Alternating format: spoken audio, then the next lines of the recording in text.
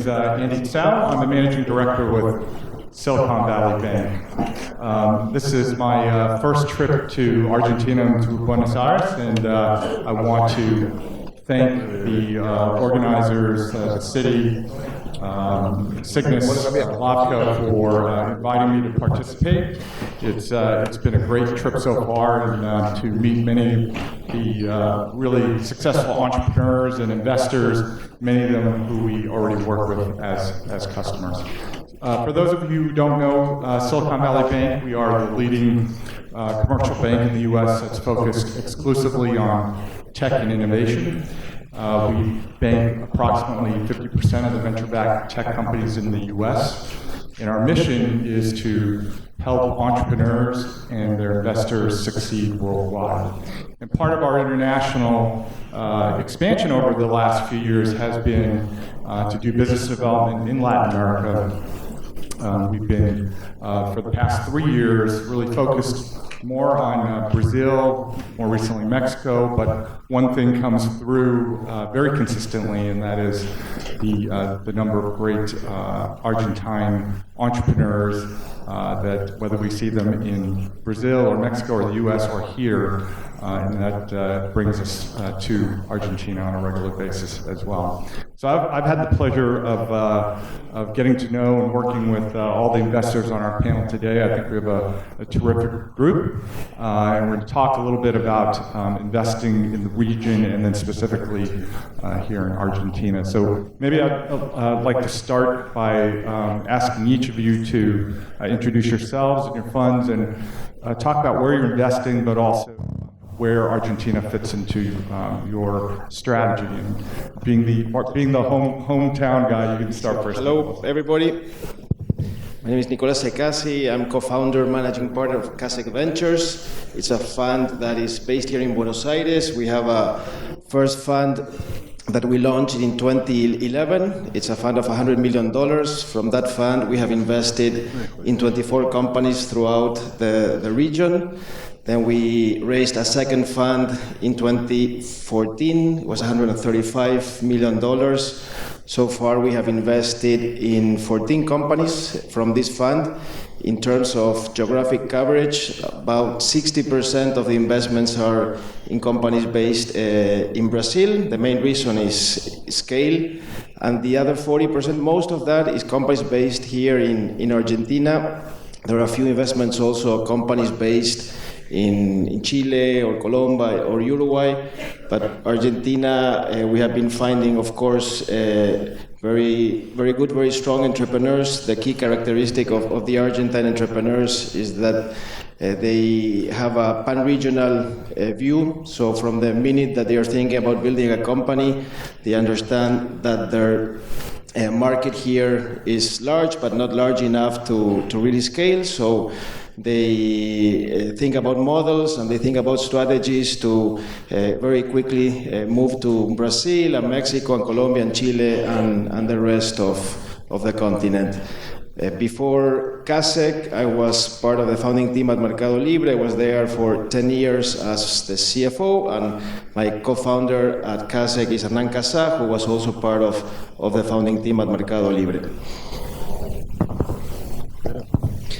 Hi everyone, my name is Nubert Matsuda. So first of all, I would like to thank the opportunity for being here. It's an honor to speak to such a great audience and about the new opportunities that I see booming and blooming here. I'm a managing partner at Performa Investimentos. We're a venture capital firm, a Brazilian venture capital firm established in Brazil. We have offices in the US also. We've been investing in Series A, Series B since 2010.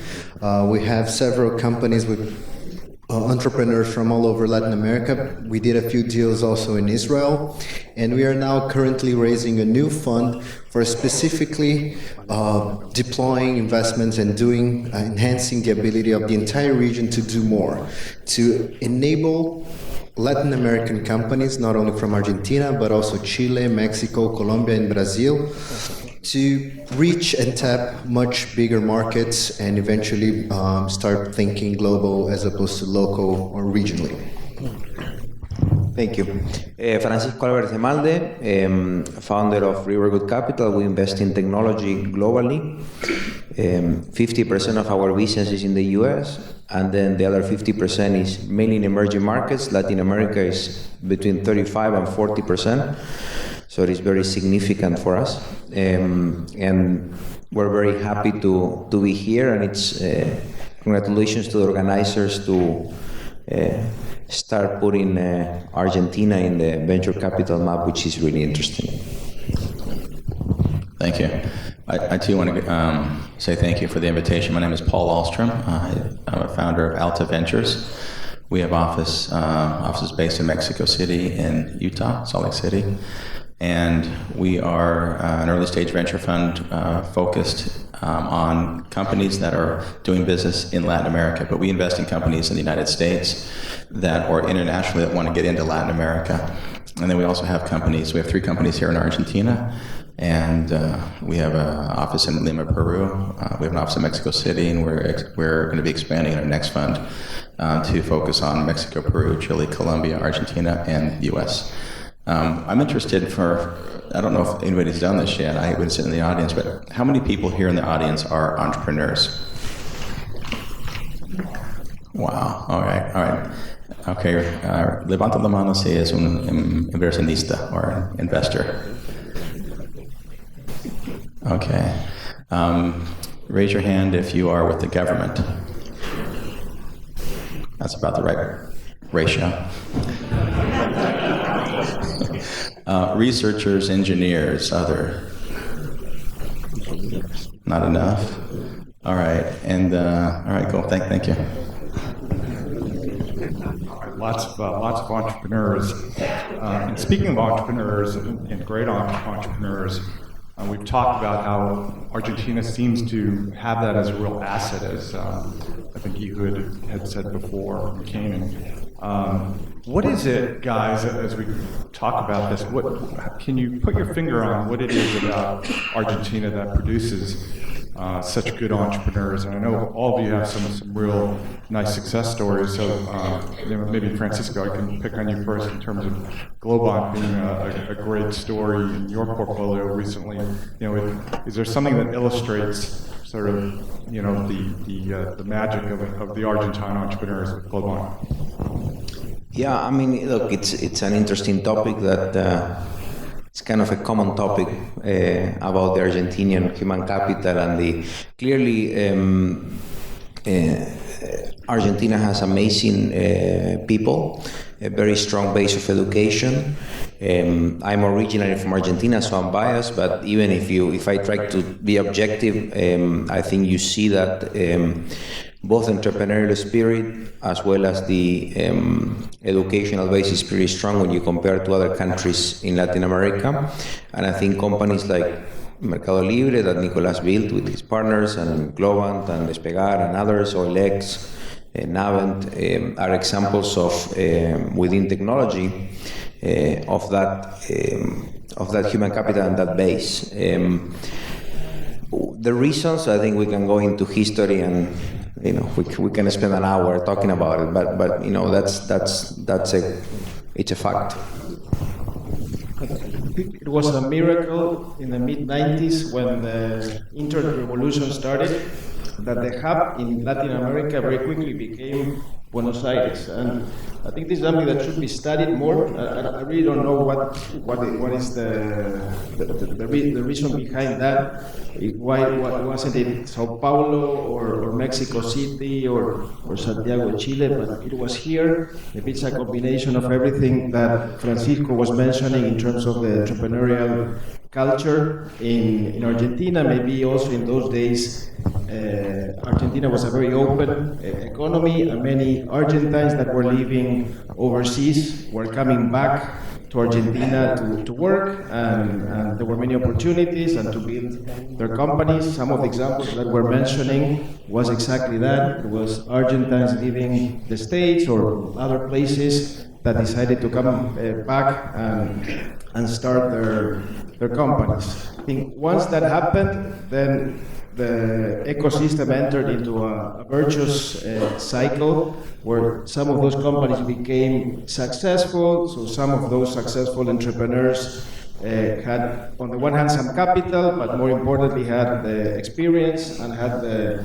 desire to continue participating in the ecosystem, so they became angel investors, or they became VCs, or they started an incubator, a company builder, an accelerator program. So once you get into that cycle, good things happen, but these are things that you need to continue nurturing, and it takes not 5 years or 10 years, it takes 20, 30, 40 years until everything consolidates. But I think we were on a good path, and maybe the question was why the Argentine entrepreneurs. I'm not sure why there's that culture, but I think that the fact that the internet revolution in LATAM began in Buenos Aires was a big positive situation.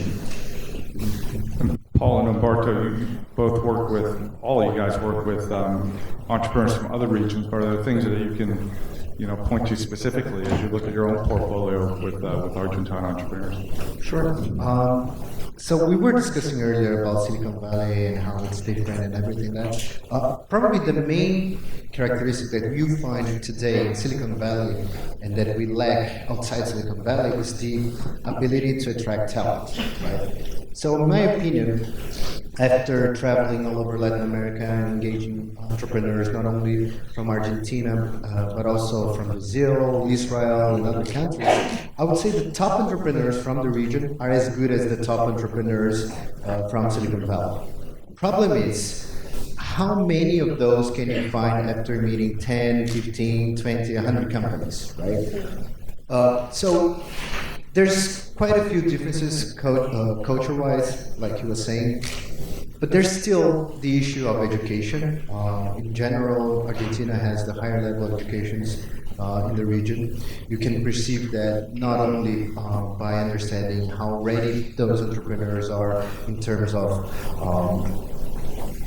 being knowledgeable about the markets they want to enter, about the technologies they need to develop in order to tap that. But there's also a few other things that I see that turns Argentina into a different kind of or specific harbor for producing such great entrepreneurs. In Brazil, most of the Brazilians, they focus almost exclusively into Brazil. They only think about Brazil, they only understand Brazil, they only do Brazil. And not only entrepreneurs, but also investors, right? Other countries in Latin America, they either have markets that are not big enough to support strong growth. The companies can grow, there's a lot of opportunities, but each country, as an individual country, usually it's simply too small. Right. But the Argentinians have been able to bring Argentina, or the Argentinian fashion, the Argentinian way to do that, being creative and by all the other influences that brought the culture outside of Argentina, taking the Argentinians to the US, to Europe, and I see a lot more exchanges in terms of experiences and opportunities from Argentina to the rest of the world rather than other countries in Latin America, for sure.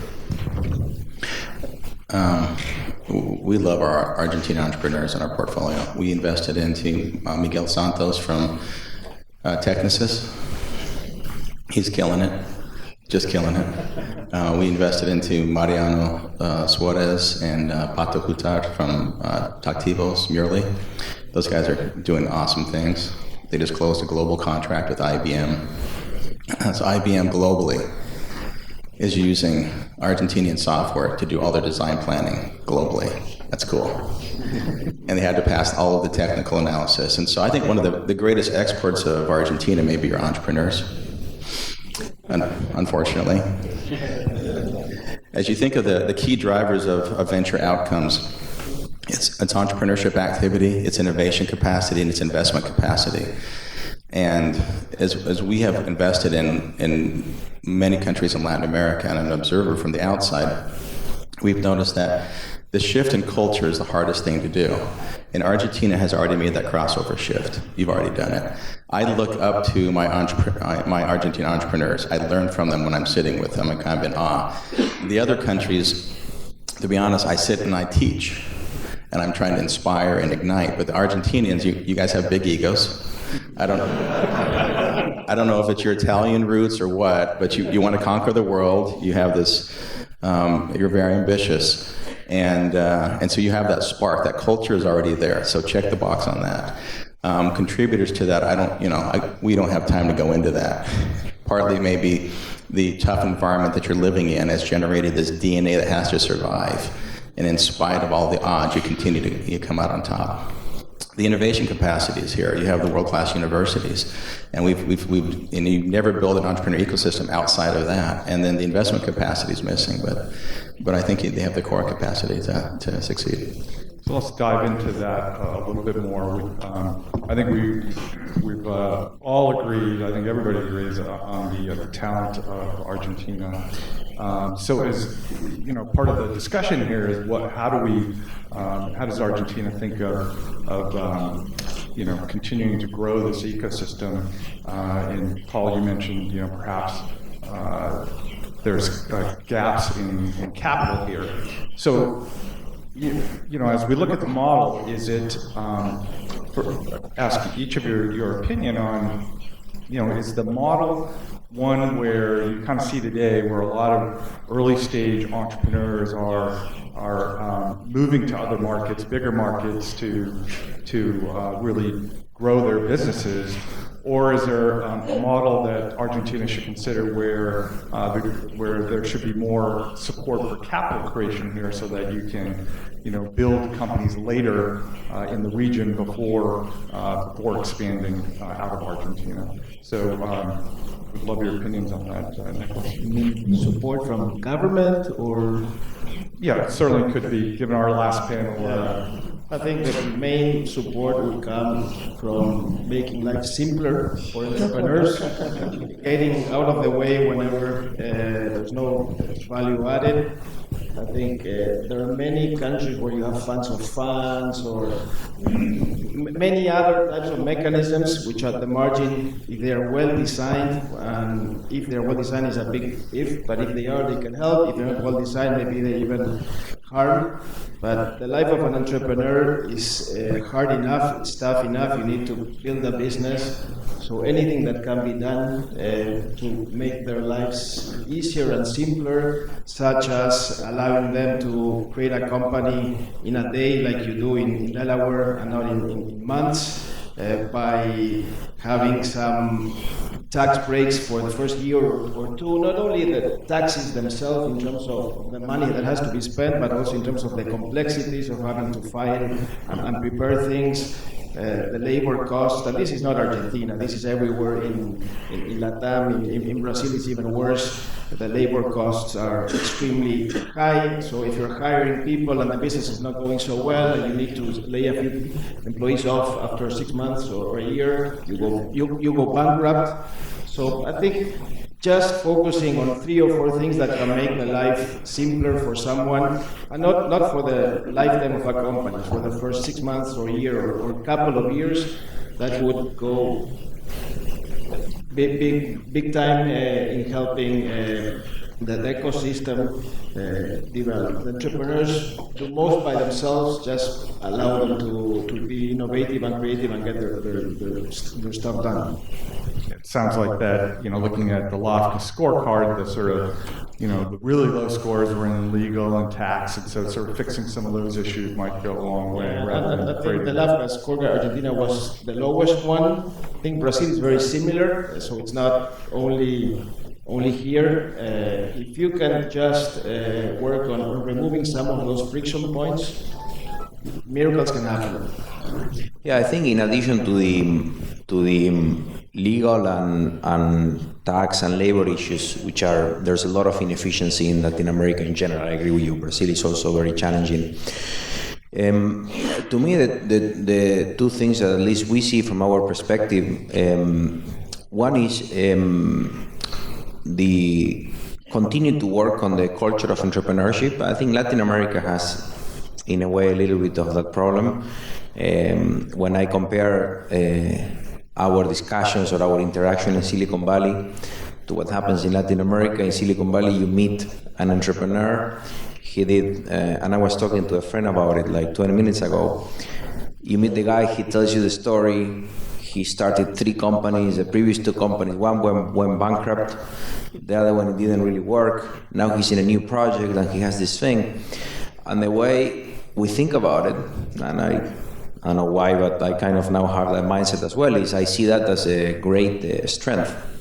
You know, he went through it, he knows how tough it is to build the company, he has passion, he has a lot of experience. And a little bit of what we see in Latin America is that when someone came with a story of failure before, people start to like, looking at the guy weird, there's something going on, he's a failure. So there's kind of a cyclotymical dynamic on success and failure that in a way goes against entrepreneurship.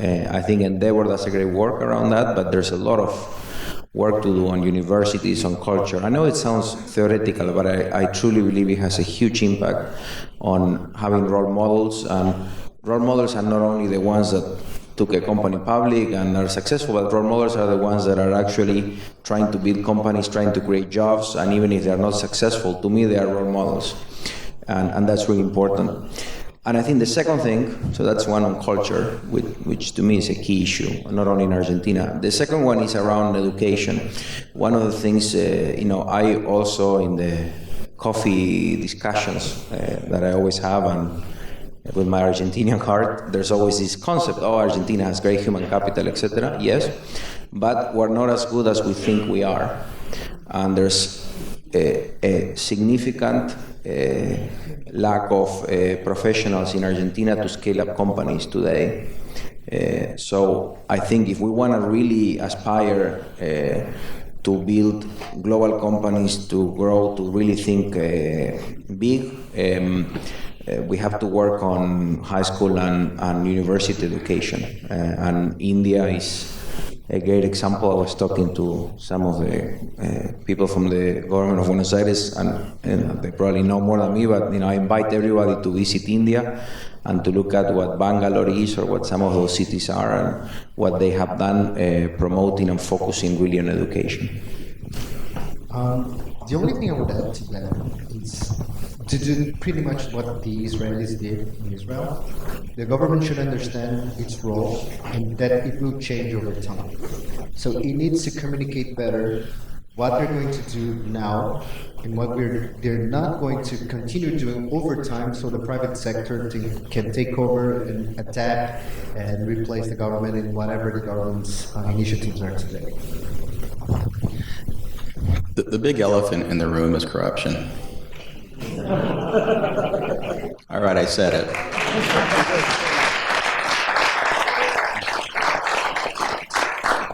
And the problem is business happens at the speed of trust.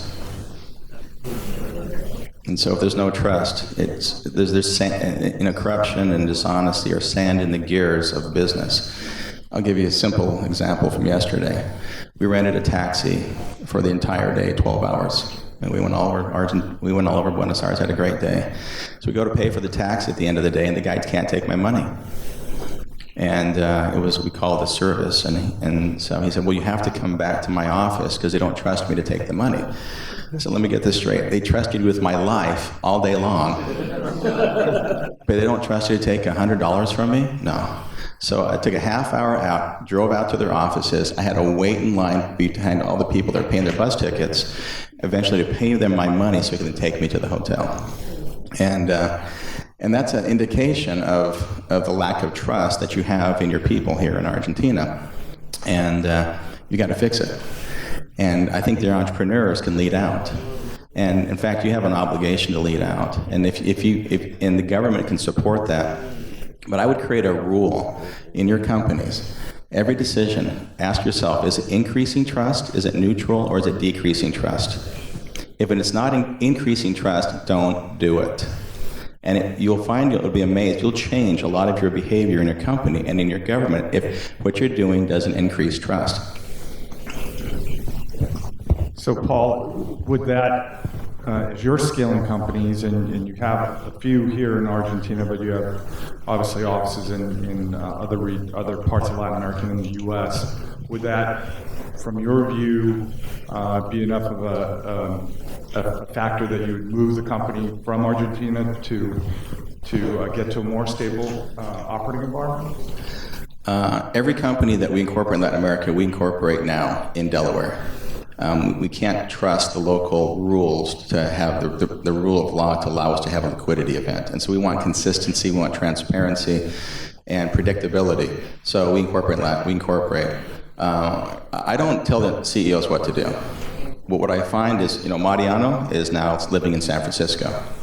And he is doing a biz dev office there, but the engineering team is here, and I think that's a great model. I don't think we should move companies out. I think it's a great place to live, great quality of life, amazing food. You have lots of good things going for you. So I don't recommend moving out, I think, but there's a hybrid model that has been very successful. Anybody else?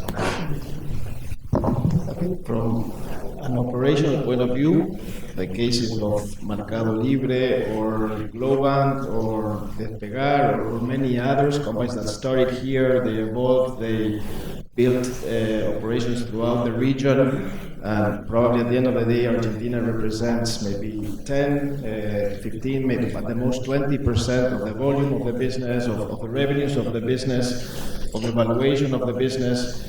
But still, the founders, the management team, the developers, the place where the intellectual property is developed is Argentina for all of these companies. And then we have a number of examples within our portfolio, companies like Restaurando or GoIntegro or Technicis, where we have a joint investment here with Paul. The intellectual property is developed here. So we think that is a great model, and we've seen it over and over, that is something that can happen and happens, and this is in part to I think the theme of this panel, which is the quality of the Argentine entrepreneurs.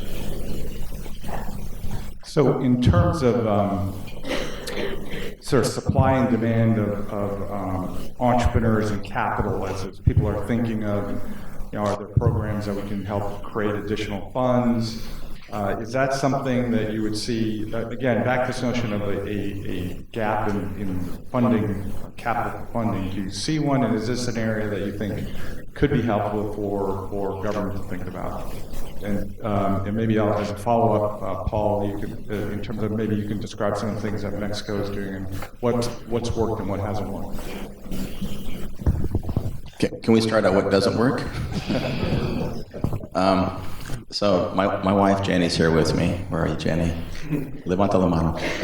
Ahí por ahí. So every time I travel, by the way, I invite Jenny to travel. Hey, I'm going to Mexico. You want to go? No. I'm going to Peru. No, thanks. So I stopped inviting her. She goes, where are you going this week? Argentina. She goes, I'm coming. So she's very adventurous. We've lived lots of different places. One of the things that hasn't worked is, let's take the state of New Mexico. Highest per capita in the United States government investment into R&D. Maybe sometimes Boston, New Mexico go back and forth. $5 to $6 billion a year into research and development. In the history of New Mexico, they've generated 0 venture-backed IPOs. 0. And they've had a few exits, 3 or 4 exits. So I was thinking about, how do you suck $6 billion a year into a marketplace and generate no outcomes? How's that possible? And so I'm very curious. And so we moved our family, Jenny and I moved to Los Alamos, New Mexico. We parked ourselves to understand how you could do that. And one of the problems is the money. It takes, to grow a plant, you have seeds and soil and sun and rain. But if you pour too much water on that plant, it's never going to grow. And that was one of the problems. They had so much money coming in, and it was coming from the same source. They kept looking back to the government for all their problems and all their solutions. And this wasn't just New Mexico. We've seen this happen market after market. The same thing happened in Mexico, where you have over 100 incubators that are government funded in Mexico, and 0 outcomes. Not one single exit out of over 100 incubators over many years. So don't do that.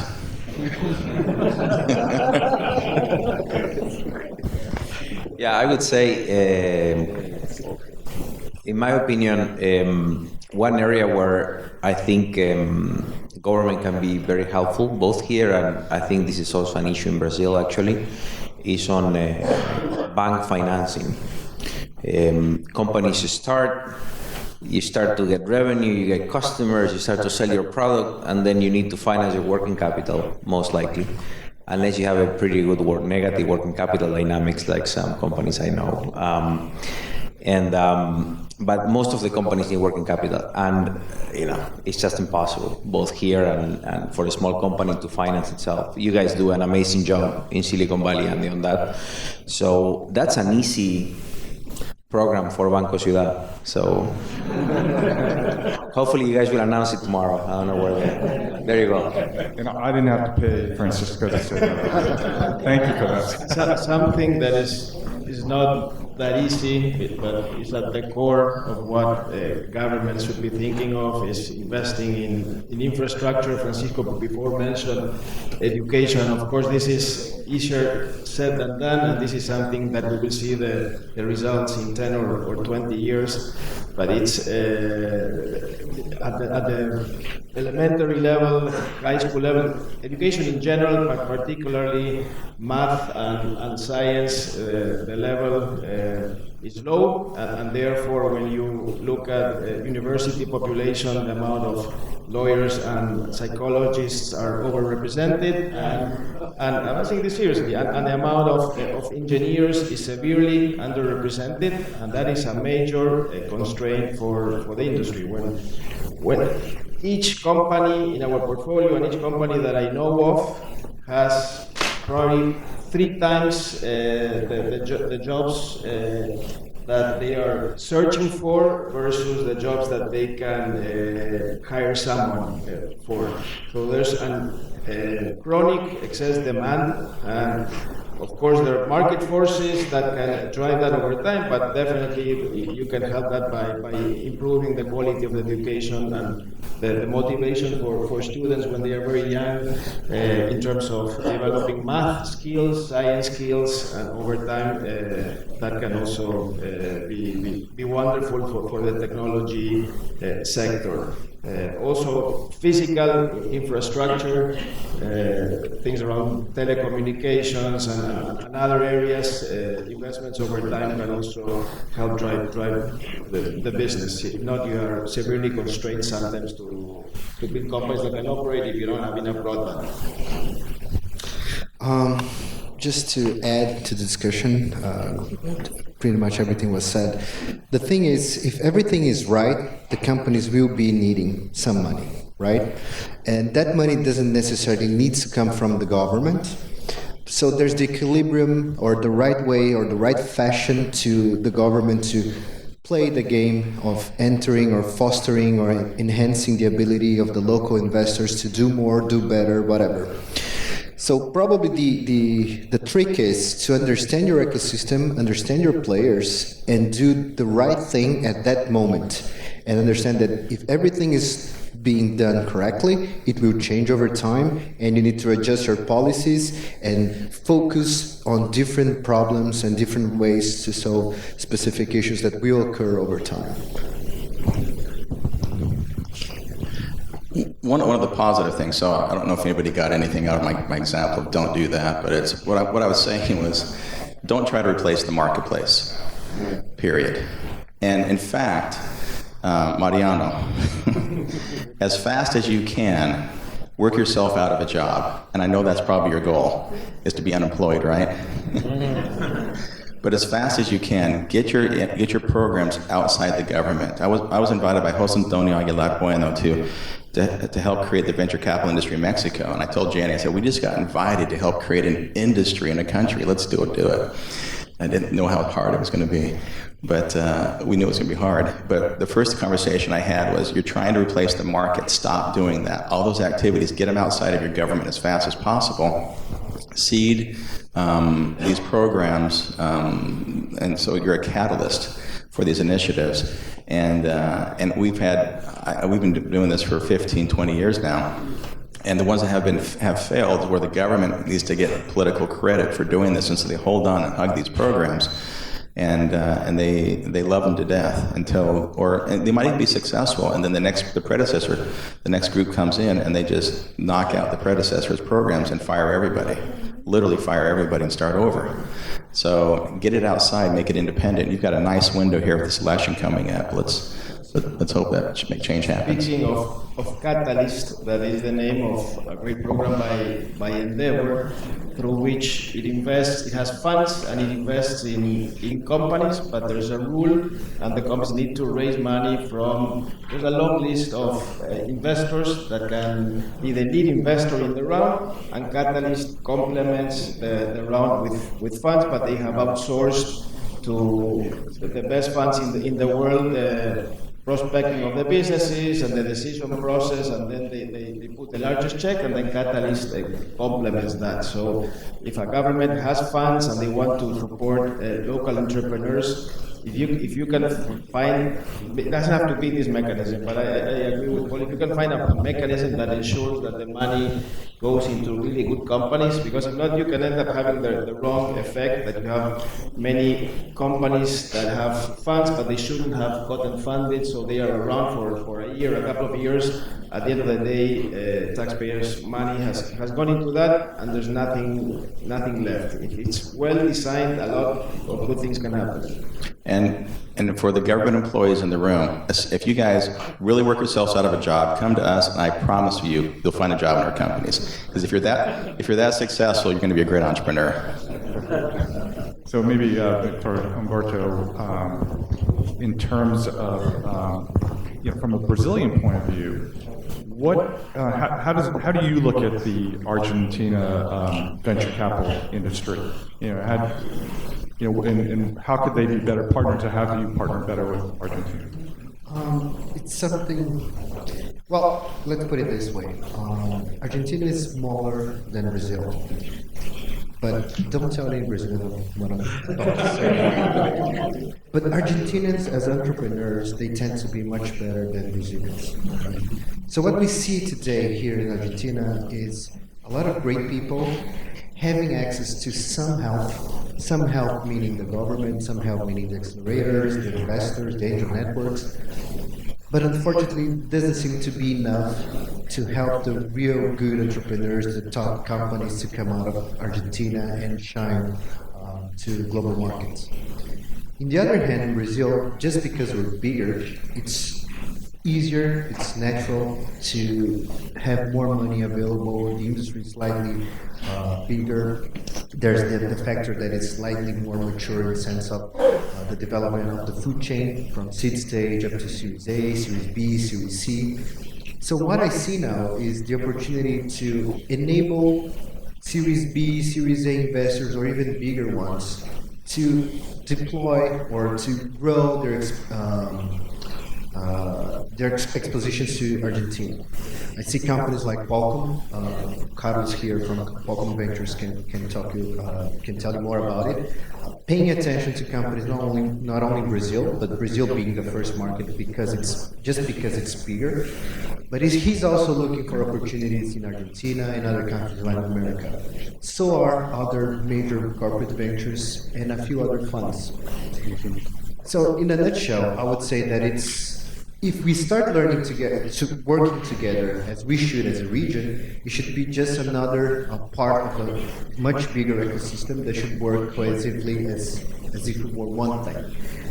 I think that what I should be working for, and so should all the players in this ecosystem, is to diminish or turn into a non-existent thing the differentiation between Brazil, Argentina, Chile, and Colombia. We should play as a single region, as a single group of players in the Latin American ecosystem to do better, to do greater things. Yeah, easier than said than done, especially when you have things like the World Cup get in the way. How about you, Francisco? Where do you see Argentina fitting in the LATAM ecosystem? What's its role, do you think? Yeah, I think I agree with a lot of things you said. Brazil is a very important market for Latin America. When we talk about the region ourselves, I just use it as a proxy.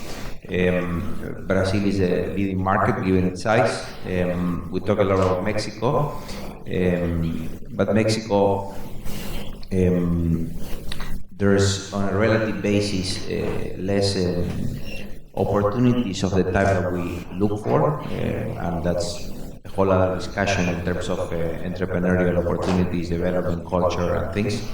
And then Argentina, on a relative basis to the size of the economy, clearly has much more opportunities, and a reflection of that is what we've been talking about companies that not only target the local market, but become either global or regional. So we have, over the years, we've been part of great companies that are originally from Argentina that have been working all around Latin America, in some cases globally, and that works really well. So I think the Argentina is a key market, and I see that I'm actually very optimistic about the next 10 years. I think there is the region obviously is going through a tough time. There's a lot of evaluation across the board, the commodity cycle, etc.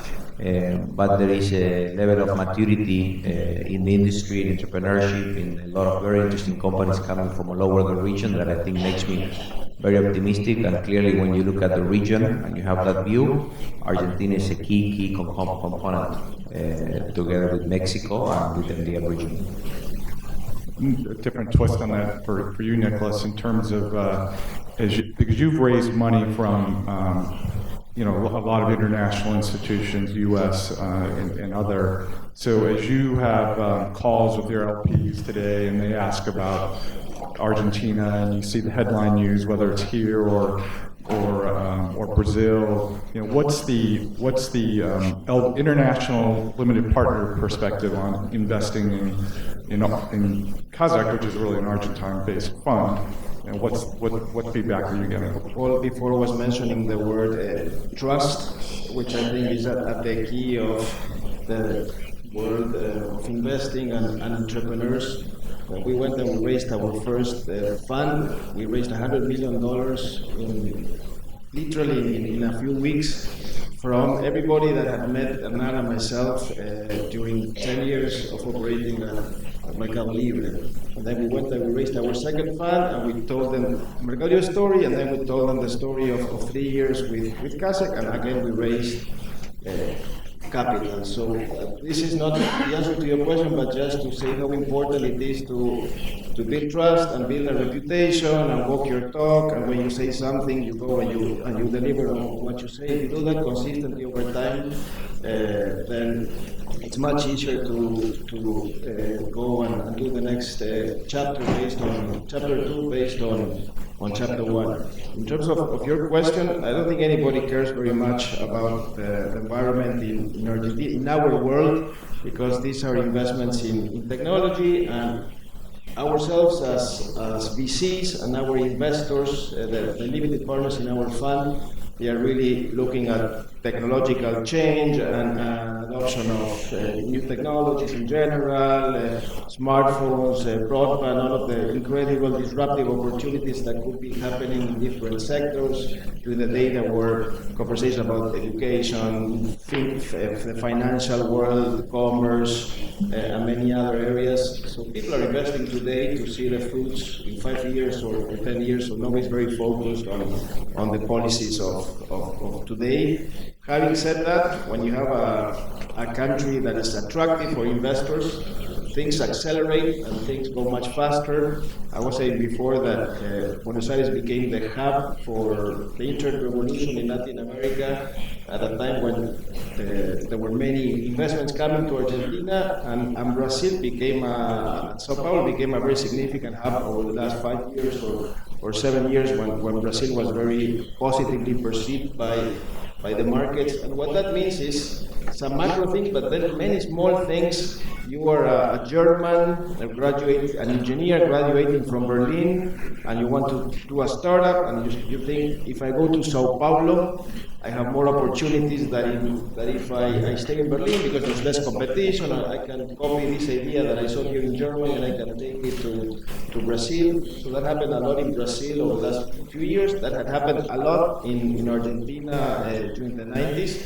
So therefore, not so much in terms of investor perception, but a good economic environment allows you to attract more players, and the more players and the more competition there is, the better for the ecosystem.